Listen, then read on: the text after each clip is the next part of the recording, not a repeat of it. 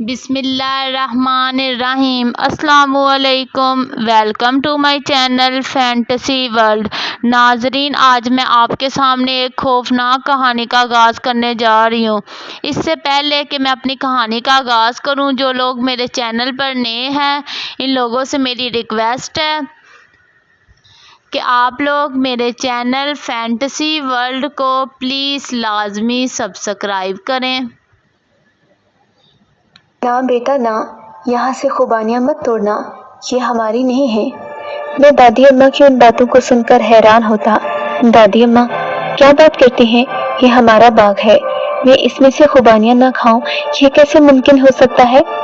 दादी अम्मा के कहने पर मैं हमेशा उनसे कहता, वो मुझे मना करती। ना बेटा बस, मैंने मना कर दिया ना, तो मेरी बात सुन ले। मुझे उनकी बातें सुनकर गुस्सा आता। अगरचे हम लोग को बड़े जागीरदार नहीं थे, लेकिन फिर भी 3 बाग हमारी मिल्कियत थे, जिनसे हर साल अच्छा खासा फल फ्रूट मौसूल होता था। ये तीनों बाग माशाल्लाह घने घने और बड़े थे, जो एक पहाड़ी के दामन में वाक़ थे। इन बागों में सिर्फ एक तरफ में खुबानियाँ थीं, बाकी 2 बाग जिनमें सेब, नाशपाती, अखरोट, बादाम और दीगर फलों के दरख्त मौजूद थे, लेकिन खुबानियाँ सिर्फ एक ही बाग में थीं। जब वो पक जाती तो उनकी सफ़ेद और सुर्ख रंगत मुझे हमेशा अपनी तरफ खींचती, लेकिन बुजुर्गों ने रोक टोक लगा रखी थी, जो मुझे सख्त अजीब लगती। इस बाग के बारे में मशहूर था कि यहाँ सदियों से एक ऐसी मखलूक आबाद है जिसका पूरे बाग पर कब्जा है, लेकिन मेरे लिए ये सारी बातें हवाई थी। मैं कभी इन बातों को खातिर में न लाता, न ही यकीन करता। इस बाग में कुछ टूटे हुए दरवाजे, गमले और मिट्टी के ऐसे बर्तन भी पड़े थे, जिनसे लगता था कि शायद सैकड़ों साल पहले यहाँ कोई आबादी आबाद थी। इस दुनिया में आज तक अरबों इंसान आए और जमीन की तह में चले गए। कोई नहीं जानता कि इस लापता दुनिया के मुकीम कौन लोग थे और इनका क्या तारुफ था, लेकिन इन दरख्तों के नीचे मिलने वाली कुछ इंसानी हड्डियां इस बात की तस्दीक के लिए काफी थी कि ये एक उजड़ी हुई दुनिया थी, जिसके अनमित नक्श बोसीदा हड्डियों की सूरत में अभी बाकी थे। मेरी उम्र चूंकि अभी उछल कूद की थी, मेरे लिए इन बातों में कोई असर मौजूद नहीं था, लेकिन बड़े हमेशा मेरी राह में रोड़े अटकाते, जिस पर मुझे गुस्सा आता। ये जून जुलाई के दिन थे, खूब बारिशों का मौसम था। बारिशों का आए रोज नया सिलसिला शुरू हो जाता। बाहर बाग में खुबानियाँ अपनी रंगीली दुनिया सजाए दरख्तों की चोटियों पर मौजूद थी। मैंने सारे खदशात को बालाए ताक रखते हुए इस बात का अहद किया कि मैं इन बुड्ढों की किसी बात को खातिर में नहीं लाऊंगा और चुपके से अपना काम पूरा करूंगा। मैं इस मौके की तलाश में रहने लगा कि कब मुझे खुबानियाँ खाने का मौका मिले और मैं अपने हाथ साफ करूं। बुजुर्गों ने तो कभी ऐसा मौका हाथ न आने देना था, लेकिन यह जुम्मा मुबारक था। सब लोग जुम्मे की नमाज के बाद खाना खाकर कलूला कर रहे थे। मेरे लिए यही मौका था कि मैं बाग में जाऊं। ये शाम 3 बजे का वक्त था। बाहर सख्त धूप थी। सब लोग गर्मी की वजह से अपने अपने घरों में दबक कर रह गए थे। तभी मैंने छोटी सी खाली थैली अपनी जेब में डाली, ताकि कुछ खुबानियाँ इस थैली में जमा करके ले आऊं और कुछ वहीं खाऊं। सो मैं चोरी छुपे बाग की तरफ चल पड़ा, लेकिन जो ही मैं बाग पहुंचा तो ये देखकर मुझे हैरत हुई कि वहां पहले से मेरी ही उम्र के 2 बच्चे वहां खेल रहे थे। ये देखकर मैं हैरान रह गया कि मेरे घर वाले तो मुझे यहाँ आने नहीं देते, फिर ये बच्चे किसके हैं जो यहाँ पर खेल भी रहे हैं और खुबानियाँ भी तोड़ रहे हैं।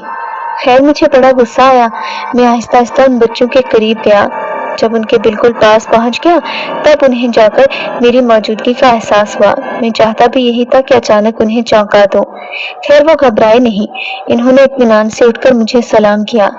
मैंने देखा तो दोनों बच्चे इंतहाई खूबसूरत थे। इनकी खास बात ये थी कि इनके रंग इंतहाई सफेद थे, जबकि इनके बाल आम बच्चों की निस्बत काफी बड़े, घने और काले थे। इन बच्चों ने अपने सर पर सफेद टोपियां पहन रखी थी, जिससे पता चलता था कि ये जो भी हैं, जैसे भी हैं, लेकिन जरूर एक मजहबी घराने से ताल्लुक रखते हैं। मैंने उनसे बात करना चाही, मगर उनकी जुबान मेरी समझ में नहीं आ रही थी। वो किसी और ही गुफ्तगू में मसरूफ थे। खैर, मैं तो मोहल्ले के हर बच्चे को अच्छे से जानता था, लेकिन ये बच्चे जाने पहचाने न लग रहे थे। मैंने शायद इन्हें पहली बार ही देखा था। मैं सोचने लगा, ना तो कोई नया खानदान इस मोहल्ले में आबाद हुआ है, ना ही कोई बाहर का मेहमान इस मोहल्ले की जीनत बना है, तो फिर ये बच्चे इस बाग में कहाँ से आ गए? आखिर ये बच्चे हैं कौन? दोनों बच्चों की आंखें इंतहा दर्जे की काली थीं, दांत सफेद मोतियों की माने चमक रहे थे। फिर मैंने सोचा ये बच्चे तो मुझसे उम्र में थोड़े कम लगते हैं, क्यों ना इनसे नाम पूछ लूं, शायद ये वाकई किसी के मेहमान हों। एक ने अपना नाम मोहम्मद बिन सुबान और दूसरे ने अहमद बिन अली बताया। ये नाम बड़े ही खूबसूरत थे। मेरी छठी हिस्स ने काम किया। मुझे इस बात का गुमान हुआ कि बुजुर्ग लोग इस बाग में बच्चों को आने से क्यों रोकते हैं, लेकिन फिर सोचा कि इन बच्चों से डरने वाली तो कोई खास बात है नहीं। जिन तो बड़े खौफनाक होते हैं। बकौल दादी के, अगर कोई जिन्नात को एक बार देख ले तो वो शायद अपना तवाज़ुन खो बैठे। कमजोर असाब वाले लोगों को अल्लाह ताला कभी जिन्नात ना दिखाए। तभी मैंने सोचा कि इन बच्चों से बातचीत करता हूँ। तभी मेरी नजर इन बच्चों के हाथों पर पड़ी। ये देखकर तो मुझे और भी इत्मीनान हुआ कि ये वर्कनुमा कागज उठाए हुए थे। इन कागजों पर कुछ दुआएं लिखी हुई थी। ये अरबी जुबान मालूम होती थी, तो गोया ये कुरानी दुआएं थी। ये दोनों ही एक दूसरे को खड़े होकर दुआएं सिखा रहे थे। बच्चे बड़े खूबसूरत लग रहे थे। जब इन्हें एहसास हुआ कि मैं काफी देर से इन्हें खड़ा देख रहा हूँ, तो ये मेरी जानिब मुतवज्जे हुए। यकदम मेरी जुबान में मुझसे बातचीत करने लगे, लेकिन मैं हैरत से इन्हें देख रहा था, क्योंकि मुझे उनका यहाँ आना अच्छा नहीं लगा था। इस बाग में अब्बा जान मुझे नहीं आने देते थे, फिर ये लोग क्यों आए? लेकिन इससे पहले कि मैं इनसे कुछ कहता, ये मुझसे पूछने लगे, आपको मालूम है आप इस वक्त कहाँ खड़े हैं? इस बात पर मैं तो तिलमिला कर रह गया। मैंने कहा, जी हाँ, मैं अपने बाग में खड़ा हूँ। कहने लगे, ये बाग आपकी नहीं, हमारी मिल्कियत है। हमारे बुजुर्गों ने क्या आपके बुजुर्गों को नहीं बताया कि इस बाग पर आपका कोई शख्स नहीं आएगा? बच्चों के लहजों में बड़ों वाला रूप था। मैंने कहा, तुम लोग कैसे कहते हो कि ये बाग तुम्हारा है? अपनी मिल्कियत का दावा कर भी कैसे लिया? ठीक है, हम तुम्हें खुद बता देंगे कि ये बाग किसकी मिल्कियत है। ये कहकर वो बच्चे वहां से जाने लगे। मैंने उनकी बात का जवाब नहीं दिया, बल्कि मैं तो उनका दावा सुनकर हंसने पर मजबूर हो गया। अभी थोड़ी देर ही गुजरी थी कि बाग के अकब से वहां एक और औरत आ गई जो बेहद खूबसूरत थी। वो औरत सुर्ख लिबास में मलबूस थी। उसके घने और काले बाल पांव तक लंबे थे, जिनसे पानी टपक रहा था। उसकी नीली आंखों में एक सहरंगेज सी रोशनी मौजूद थी। उस औरत की खूबसूरती उसे आम इंसानों से बिल्कुल जुदा कर रही थी। ऐसा लग रहा था मैं अपनी आंखों से कोई हकीकी परी का रूप धारे किसी खातून को देख रहा हूँ। मैंने देखा वो खातून अपने बच्चों की तरफ आ रही थी। बच्चे भी उसके साथ लिपटे हुए उससे कुछ अजनबी लहजे में बातें कर रहे थे। वो बार बार मेरी तरफ इशारा करते। बच्चों के साथ वो औरत भी मेरी तरफ बढ़ रही थी। इन्हें देखकर मैं अजीब से खौफ में मुब्तला हो गया। तब वो औरत मेरे करीब आई तो मालूम हुआ कि वो तो काफी गुस्से में थी।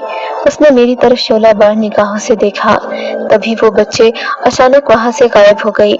मैं हैरान था कि बच्चों को जमीन खा गई या आसमान निकल गया। मैंने देखा, देखते ही देखते उस औरत की आंखों से सफेद रंग की रोशनी फैलना शुरू हो गई। ये रोशनी इस कदर तेज थी कि मेरी आंखों की रोशनी को मध्यम कर रही थी। फिर उसके तिलिस्माती हाथ खुद ब खुद लंबे और छोटे होने लगे। मैं ये देखकर घबरा गया। अब मुझे यकीन हो गया कि वाकई मेरा जिनसे पाला पड़ा है वो कोई इंसानी मखलूक नहीं है, न ही कोई दूर दराज के गांव से आए हुए शरारती बच्चे हैं, बल्कि ये तो जिन्नात के बच्चे थे। अब मैं कहाँ जाऊं? या खुदाया मेरी मदद कर, वरना मैं बच नहीं पाऊंगा। उसके तिलिस्माती हाथ देखकर मुझे अजीब सा खौफ हो रहा था। उसकी शक्ल आहिस्ता आहिस्ता बिगड़ने लगी।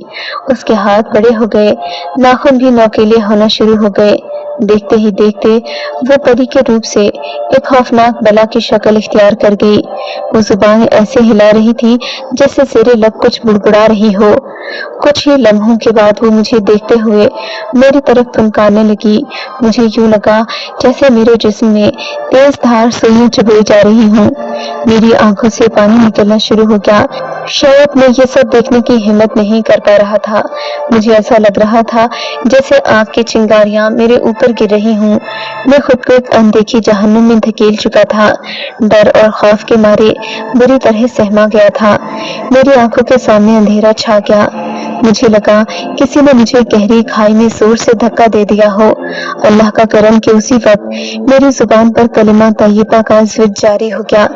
आहिस्ता आहिस्ता वो घबराहट कम होना शुरू हो गई, सीने से बोझ हल्का हुआ तो मुझे लगा कि मेरी आंखों की रोशनी बहाल होना शुरू हो गई है। मैंने आसपास देखा, मैं गुप्त अंधेरे में लेटा हुआ था। तभी मैंने बाआवाज़े बुलंद कलिमा तैयबा का विर्द जारी रखा।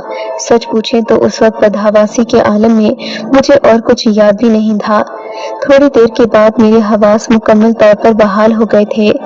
तब मैंने देखा मेरे सामने वही औरत खड़ी थी जिसने थोड़ी देर पहले अपना रूप बदला था। अब उसने बला की शक्ल इख्तियार कर ली थी। उसका वजूद हैबतनाक था, सारा जिस्म स्याह काला हो गया था। वो मेरी तरफ मुझे देखकर हाथ जोड़ने लगी। मुझे उसकी इस हरकत की समझ नहीं आई, मगर उसके जुड़े हाथ देखकर मैं कुछ इस मामले को समझ गया। फिर मुझे एक बुजुर्ग की याद आ गई कि ऐसी मखलूक को सीधा मौत के घाट उतारना चाहिए, वरना कि इंसान को कभी नहीं छोड़ती, सारी जिंदगी तंग करती रहती है। तब मैंने वाकई सोचा कि आखिर इस औरत ने मुझे दिया ही क्या है, मैं क्यों इसके बारे में सोच रहा हूँ। तभी मैंने बाआवाज़े बुलंद फिर से कलिमा तैयबा का विर्द करना शुरू कर दिया। अब मैंने देखा औरत का स्याह वजूद अब धीरे धीरे हवा में तहलील हो रहा था। उसके जिस्म से धुआं उठना शुरू हो गया। इस धुएं की बू जैसे मेरा नाक बंद कर रही थी। देखते ही देखते मेरे सामने वो किसी गाढ़े सियाल मादे की तरह बह गई। ये सब होने की देर थी कि फिजा में अजीब सी बदबू फैल गई। मेरा सांस लेना मुश्किल हो रहा था। मैंने अल्लाह का शुक्र अदा किया कि इस बला से जान छूटी।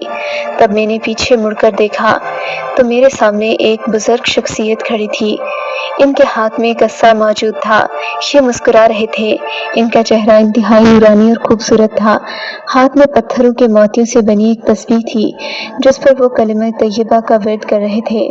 मुझसे मुखातिब होकर कहने लगे, अच्छा हुआ बच्चों ने मुझे बर वक्त खबर दे दी बेटे, मुझे बाग में तुम्हारी मौजूदगी का पता चल गया, वरना तुम जानते नहीं हो या शायद तुम्हारे घर वालों ने तुम्हें बताया नहीं कि आज तक यहाँ जो भी शख्स फल खाने की गर्ज से आया है वो कभी जिंदा सलामत नहीं गया। बेटे तुम्हें नई जिंदगी मुबारक हो। इन्होंने मेरा कंधा थपथपाया।